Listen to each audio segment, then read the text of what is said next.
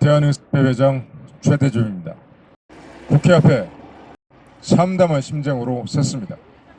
의료기관 내에서 수많은 사람들이 폭행의 피해를 당해 왔습니다. 아주 오래된 얘기입니다. 작년에는 2018년에는 특히나 심각한 폭행 사건들이 많았습니다. 환자의 주먹과 무릎에 맞아서 비골이 골절되고 철제 트레이에 맞아서 두피의 동맥이 파열되고 진료실에서 환자가 휘두르는 쇠망치에 맞아서 의사가 부상을 입었습니다. 급기야는 2018년 말일날 임세훈 교수님께서 환자의 칼에 돌아가시는 매우 비극적인 사건까지 있었습니다. 최근 10월 달에 서울 모 병원 정형외과에서 진료 중인 40대 초반의 정형외과 의사가 살해를 목적으로 병원에 몰래 잠입한 환자의 흉기에 사망할 뻔한 사건이 있었습니다. 가슴을 향해서 칼을 휘둘렀고 해당하는 의사는 이 칼을 피하다가 왼손 엄지손가락을 절단을 당했습니다. 이 정형외과 의사는 손을 수술하는 수부외과를 전공하는 의사였습니다. 이 의사는 환자를 치료하던 도중에 가해자의 칼을 맞아서 왼손 엄지손가락이 절단이 됐습니다. 접합수술을 받았으나 왼손 엄지손가락이 얼마나 회복될 수 있을지는 아직 미지수입니다. 겨우 목숨은 건졌지만 치명적인 부상을 당했고 자칫 잘못했으면 이 의사 역시 환자에게 목숨을 잃을 뻔한 사건이었습니다. 바로 인근에서 대기하고 있던 이모 석고기사 그분의 도움으로 헌신적인 도움으로 말미암아서 겨우 목숨을 건질 수 있었습니다. 흉기를 든 가해자를 막았던 석고기사는 그 역시 심각한 심부열상을 당했습니다. 다행히 생명에는 지장이 없었습니다. 저는 지난주 해당하는 정형외과 선생님하고 의사의 죽음을 막았던 석고 기사님을 병문안하고 돌아왔습니다. 여러 가지 입법적 준비를 했고 많은 안전을 위한 대책을 세웠음에도 불구하고 이번 사건에서 우리 의료계는 우리 의사들이 의료인들이 그리고 병원의 여러 의료 인력들이 여러 가해자들 범죄자들에 의해서 무방비 상태로 폭력, 살인에 노출되어 있다는 것입니다. 아무런 실효적 대책이 없습니다. 우리 대한의사협회에서는 정말로 실효적 대책을 마련하기가 어려운 상황이지만 그래도 지혜를 짜내고 정책을 또 개발해서 폭력과 살인을 예방할 수 있는 효과적인 구체적인 대책을 마련하지 않으면 안 된다. 무슨 수를 써서라도 마련해야 되겠다. 그러한 생각을 가지고 지금 이 자리에 섰고 향후 2주 이내에 대한의사협회에 종합적인 대책안이 나올 것입니다. 종합적인 대책안이 나오면 그것을 가지고 정부, 특히 보건복지부, 행정안전부, 기획재정부, 법무부 등과 종합적인 대책회의를 해서 실효적이고 구체적인 안을 마련할 것을 촉구할 것입니다. 정부에서 지난해와 올해 초 의료인 안전 문제, 환자 안전 문제, 의료기관의 안전 문제에 대해서 많은 관심을 기울였던 것으로 알고 있습니다. 그보다도 더 많은 관심과 실질적인 행동을 보여주실 것을 이 자리를 빌어서 다시 한번 부탁의 말씀을 드리겠습니다.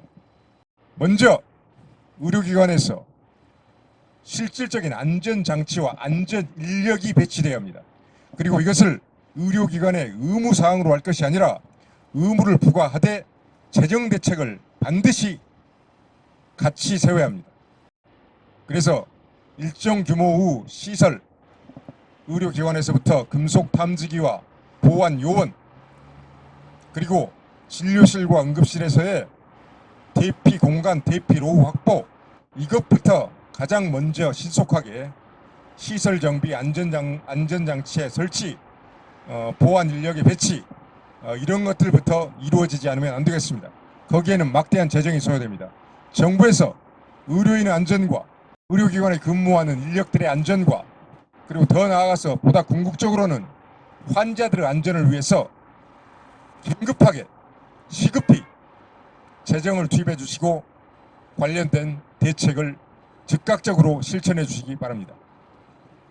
그리고 대국민 홍보에도 전 국민에 대해서 전방위적인 홍보 1년, 2년, 5년, 10년 계획을 세워서 적극적인 홍보를 부탁드리겠습니다. 그것은 의료계가 할 수 있는 일이 아닙니다. 정부가 범정부적으로 나서서 전 국민에 대해서 홍보를 해야만 하는 일입니다. 이 일은 매우 중요합니다. 그리고 경찰청 현장 매뉴얼이 있는데 다시 한번 점검을 해주시고 실효적인 방식으로 개선안을 다시 마련해 주시기 바랍니다. 비상호출벨, 비상출동 시스템, 그리고 구속수사 원칙, 그리고 검찰과 법원에서도 구속수사 원칙, 그리고 엄중한 처벌에 처하는 기소와 판결의 관행을 차근차근 만들어 주시기 바랍니다. 형량이 벌금으로 나오는 등 도저히 이해할 수 없는 기소와 판결이 있었습니다. 바로 그런 것들이 더욱더 심각한 의료인에 대한 폭력, 살인, 미수, 살인을 일으키는 것입니다. 언제까지 의사들이 피를 흘리고 죽어나가야 우리 사회와 정부, 국회는 움직일 것입니까? 정말로 실효적인 대책을 마련할 것입니까? 지금 의료계는 젊은 의사들, 중장년 의사들을 중심으로 진료와 수술을 당장 때려치우고 거리로 나가서 더 이상 이렇게 살해 위협을 받으면서 진료를 할 수는 없다. 우리 사회와 정부에서 즉각적인 실효적 대책을 마련해라. 이런 요구를 하고 있습니다. 이게 잘못된 요구입니까? 이게 무리한 요구입니까? 이게 불합리한 요구입니까? 저는 그렇지 않다고 생각합니다. 너무나도 당연한 요구고 너무나도 합리적인 요구고 너무나도 소박한 요구라고 생각을 하고 있습니다. 즉각적인 조치, 실효적인 조치를 마련을 해 주시기 바랍니다. 그렇지 않으면 우리 일선 의사 회원들의 뜻을 받들어서 진료와 수술을 멈추고 거리로 뛰어나올 수밖에 없는 상황이 조성될 수 있다는 점을 말씀을 드리겠습니다. 이것은 누구를 위협하기 위한 발언도 아니고 무리한 요구를 관철시키기 위한 주장도 아닙니다. 의사들의 비명소리입니다. 비명소리. 칼 아래서, 망치 아래서, 철제 트레이 아래서, 온갖 흉기 아래서 심각한 부상을 입고 손가락이 절단되고 심장에 칼을 맞는 이런 위험한 상황들은 막아달라 하는 비명과 외침입니다. 우리 정부, 국회, 우리의 외침, 이 비명 소리를 더 이상 외면하지 말아주시기 바랍니다. 국회에 대해서 말씀을 드리겠습니다. 반의사불벌자 조항 이번에 반드시 정기국회에서 폐지해 주시기 바랍니다. 환자단체 연합회 누구를 위한 환자단체입니까? 도대체 무엇 때문에 반의사불벌자를 그렇게 막았습니까? 오늘 이 지경이 된 상황에서도 반의사불벌자 폐지를 막고 다닐 겁니까? 한편 진료 거부권, 이미 보건복지부 유권 해석으로 진료 거부권, 진료 거부를 행사할 수 있는 상황들이 다 망라가 되어 있습니다. 국민 누구나 수긍할 수 있는 진료 거부의 상황들입니다. 가령 망치를 들고 자신을 진료해달라고 의사를 위협하는 환자를 진료할 수가 있겠습니까? 이런 사람들을 진료할 수가 없다. 이게 바로 진료 거부권의 내용입니다. 진료 거부권의 법제화 국회에서 반드시 이번 정기국회에서 통과시켜 주시기 바랍니다. 이미 법안도 발의가 되어 있습니다.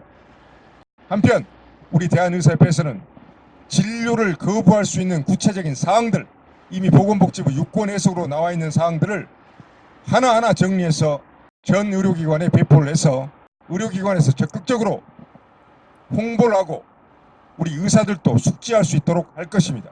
또 대국민 홍보도 적극적으로 할 것입니다. 바로 이와 같은 노력을 의협집행부에서는 약 2주 정도 기간을 두고 법률 검토, 정부 부처와 협의를 통해서 종합적인 대책 보고서를 만들고 이것을 가지고 범정부 부처와 국회 그리고 언론과 신속하게 관련 협의를 진행해서 이번에는 정말로 실효적인 조치를 만들 것이라는 점을 말씀을 드리겠습니다. 이번에 실효적인 조치를 마련하지 못하면 우리 의료계는 더 이상 선택 여지가 없다는 점을 참담한 심정으로 국민과 정부와 국회에 말씀을 드리겠습니다. 감사합니다.